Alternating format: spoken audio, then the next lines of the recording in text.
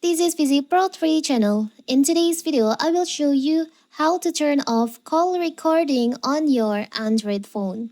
Before you get started, don't forget to subscribe and turn on the notification to keep you updated about this channel. So, let's go! Recording phone calls on an Android device can be a challenge. While Google's own phone app offers a recording feature, whether or not it's worth depend on your carrier region and other condition, you can always use an external recording device. But there are also several on-devices options, including Google's phone app, Google Voice, and several third-party apps.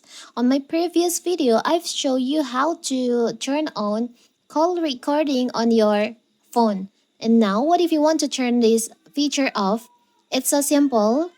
So first of all, we can open our keypad on our phone. Now you can just tap on the upper right corner on the settings on here. And you can see there is an option call recording. You can just tap on that. You can turn off this feature by tap on the toggle on here on the record call automatically. You can tap on that. So now when you on your calls on your phone, the call won't be recorded. It's so simple, right? So that is how to turn off call recording on your phone. Don't forget to like and subscribe and turn on the notification to keep you updated about this channel. Thank you and see you.